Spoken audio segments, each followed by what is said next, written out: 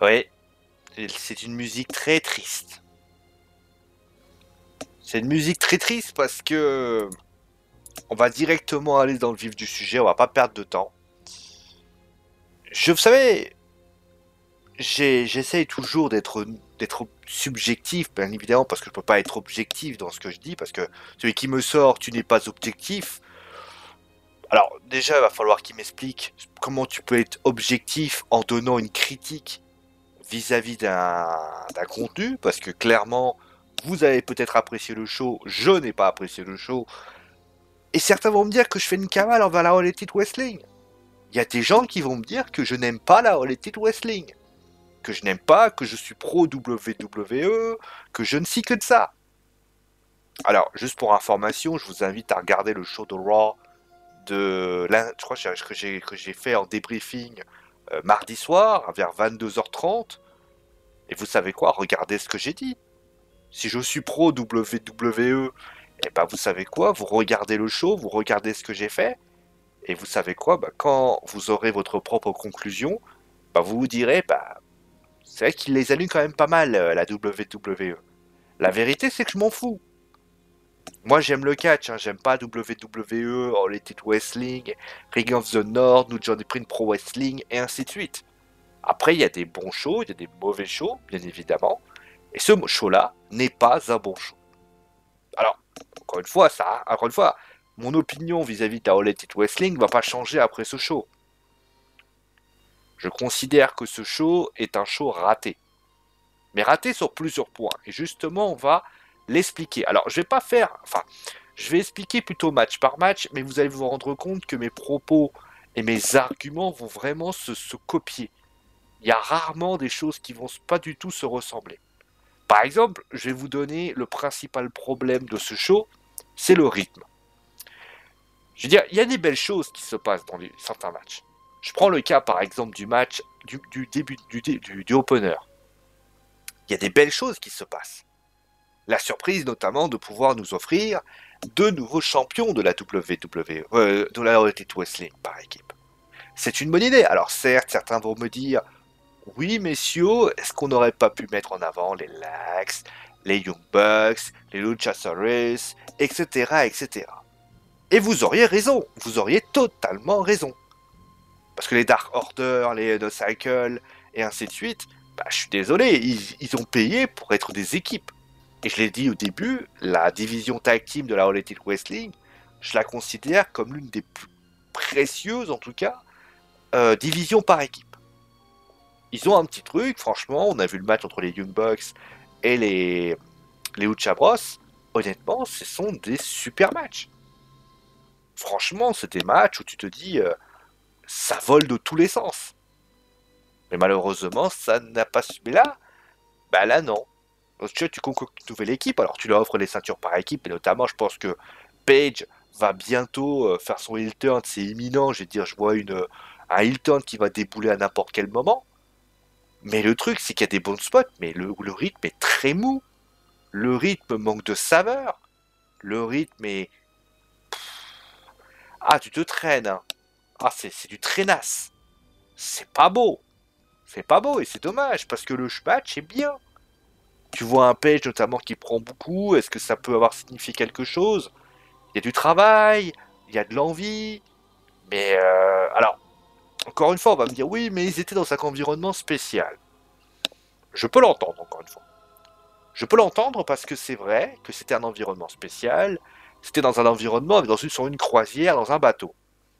Je veux l'accepter, encore une fois, je peux écouter, je peux l'entendre.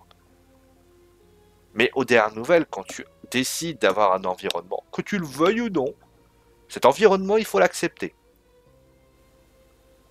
Parce que moi, je suis désolé, si demain, on me demande de commenter, à l'époque, je commentais, ou de débriefer, je sais pas, dans un grenier, bah, c'est pas galère, ça va être galère, parce que c'est pas le même environnement, mais je vais tout de même tenter de trouver des solutions pour faire que l'environnement ne soit pas gênant.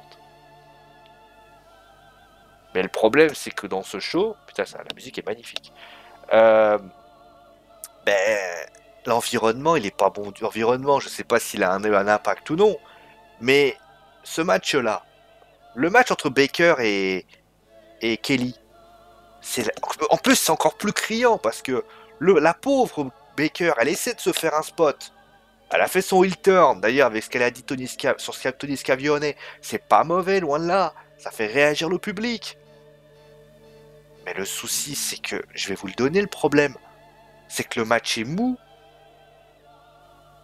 Comment tu veux créer une challengeuse crédible, sachant que déjà la championne est populaire, mais comment tu veux créer une challengeuse crédible si, de ton côté, bah, la challenge, comment dire, si les matchs qu'elle propose sont pour ainsi dire mous. Alors attention, Britt Baker, c'est une bonne lutteuse, attention, je ne suis pas en train de dire qu'elle est mauvaise, mais il faut qu'elle accélère, qu'elle mette le feu. Mais on va envie de dire, c'est même pas le problème, c'est-à-dire quand tu vois ce match-là, tu te dis, ouais, il y a un problème. Mais quand tu vois le troisième match, c'est le même délire.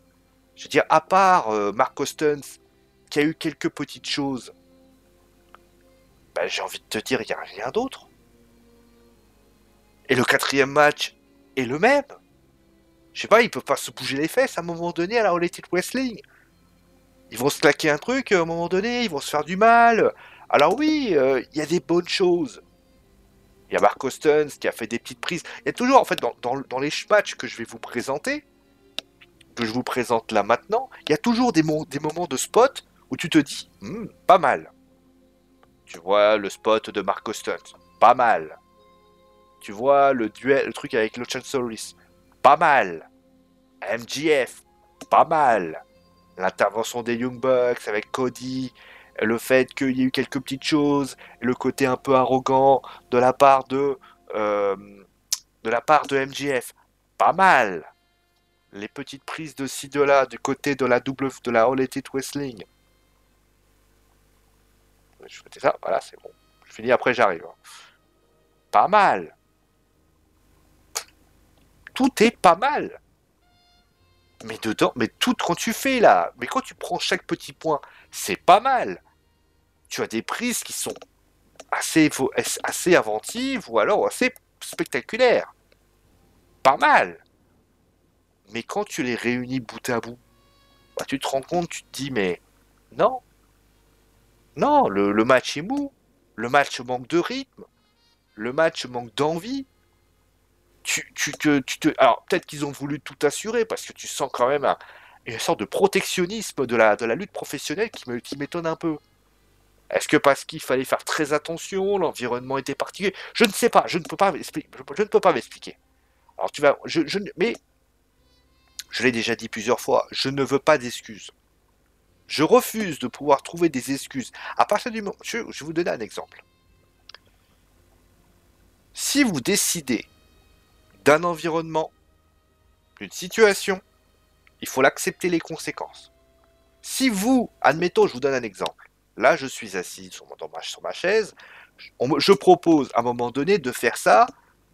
Bon, je le ferai jamais. Dans le public, dans un public, avec un sorte de strade, et moi je suis au milieu en train de parler, en train de débriefer le truc. Mais je peux aussi, un exemple encore plus concret, je décide de faire cette émission en live. Je le fais plus parce que bah, la fibre a cassé, mais je décide de le faire en live. Je décide de faire en live. Je dis voilà, je vais faire en live, etc., etc. Et il se passe qu'il y a des petits cons qui, pour ainsi dire, sont juste là pour faire les guignols et qui vont juste, pour ainsi dire, faire les kékés devant moi. C'est un environnement, on est bien d'accord. L'environnement n'est pas le même. C'est-à-dire quand tu es en enregistré, bah forcément, t'es pas emmerdé par les gens. Et de l'autre côté, quand tu es, donc, j'ai bien compris, en live, tu as parfois des petits enfoirés, des connards, de tout ce que tu veux, des bâtards, qui pour ainsi dire vont te faire chier le monde parce que ils te disent ouais bah moi je vais être en live, j'ai aucune vie sociale, ma vie sociale est nulle, pour ainsi dire ma vie sociale est tellement nulle, je ne sers à rien dans cette vie, et bah tu sais quoi, je vais aller emmerder quelqu'un, comme ça j'aurai l'impression de me sentir utile. Alors déjà tu te sens pas utile, tu es surtout con, mais bon ça c'est un autre débat. Mais l'environnement est différent. Si vous avez, par exemple, je sais pas, Bob Lennon, Jean du Grenier, ou n'importe qui regarde ma vidéo, Tu crois qu'il va se dire, ah, mais l'environnement, il est pas le même. Non, non, il va juste se dire, oh, non, mais il a voulu faire une émission en live, il s'est cassé la gueule. Et ils auraient raison. Et ils auraient totalement raison. À 2000%, ils auraient à 2000% raison. Donc moi, pourquoi je donnerais des circonstances atténuantes à Dynamite, sachant que les environnements, certes, étaient peut-être différents, mais pour moi, n'auraient pas besoin. Surtout que, pardonnez-moi, on pourrait l'accepter s'il y avait le même, il y a peut-être le même problème. Mais donnez-moi à un moment donné, quand tu vois le match pour le titre de Challenger, ah déjà première chose, pourquoi il y a 3 minutes entre chaque extrade, entre chaque moment? Oui, je croise des bras. Parce que je suis désolé de vous le dire, les enfants, mais quand vous mettez 3 minutes, plus 3 minutes, vous croyez que les gens ils vont pas s'en barrer? Encore 3 minutes, encore une minute, tu peux dire bon, allez, pourquoi pas. Alors je sais qu'il y a la publicité aux États-Unis, etc.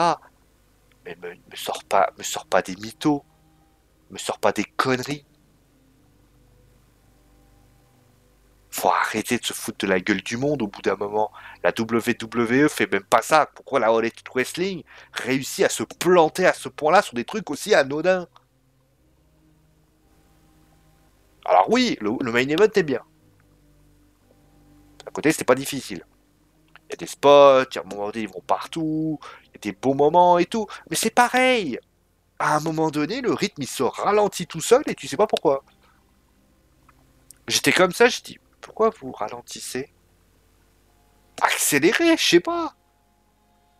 Vous avez peur de caler? Vous avez peur de caler? Non, mais vous inquiétez pas, hein, Ah, vous calerez pas, là. Ah si, vous allez... si, vous allez caler, mais parce que vous roulez pas assez vite.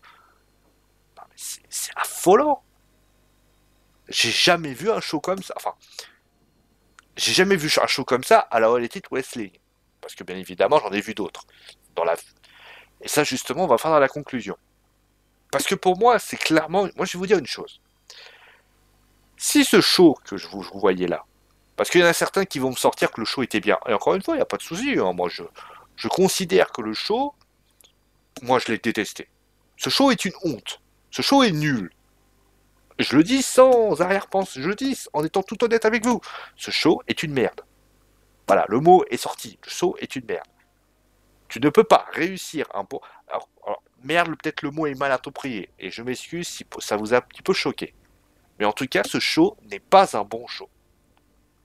Et si ce show avait euh, été rouge, si ce show avait un logo à 3 lettres, avec notamment un anagramme de guerre, et si le show était avec un logo W, il se ferait démolir. Et il faut le dire, il se ferait démolir. Pour moi, je le démolirais. Parce que ce show, je l'ai dit plusieurs fois, notamment fin 2019, ce show était anecdotique. Anecdotique. Et pas pour moi, ce show est anecdotique, surtout, mais c'est pas normal. Il y a de la production, il y a notamment 2 faits qui sont importants, avec notamment, enfin 3 même, le titre par équipe de la Elite Wrestling qui a changé de main, avec notamment des belles choses, le challenger qui est décidé pour Chris Jericho, et MJF et Cody qui se rivalisent enfin. Ça aurait dû être un show incroyable. Ça aurait dû être un show, on aurait dû se dire, putain, le show il est génial. T'as Kenny Omega, SCU et Adam Page. Tu dois te dire, putain, le match il va être terrible. Bah non. Le show, le match, il est correct sans plus. Tu vois le premier moment où MJF et Cody sont là, et au final, tu te dis, ouais, bof. Tu vois le titre de Challenger, à un moment donné, tu as des publicités qui arrivent avant. C'est une honte. Alors tu vas me dire, oui, messieurs, excuse-moi, mais peut-être qu'aux États-Unis, ça se voit pas pareil et tout. Moi, je m'en fous. J'ai vu un show, j'ai pas aimé. C'était une catastrophe. Alors encore une fois, on a le droit de se tromper. On a le droit de ne pas de rater un show. On a tous été, moi je pense que tout le monde sans exception a déjà été témoin d'un échec d'un show de catch. Que ce soit japonais, que ce soit français, que ce soit chinois, que ce soit italien, que ce soit anglais. On a tous eu le show qui s'est planté. C'est normal, à un moment donné, on peut pas tous faire des shows parfaits.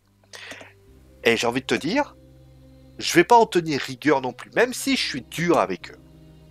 Et les gens vont peut-être me dire que je m'acharne sur eux, parce que c'est vrai que c'est assez rare que je m'en prends, que je donne des circonstances positives à la All Elite Wrestling. En général, je suis plutôt assez sévère. Mais je suis aussi sévère avec la WWE que la All Elite Wrestling, tout comme la New Japan Pro Wrestling, tout comme d'autres. Moi, je considère qu'il faut de l'égalitaire.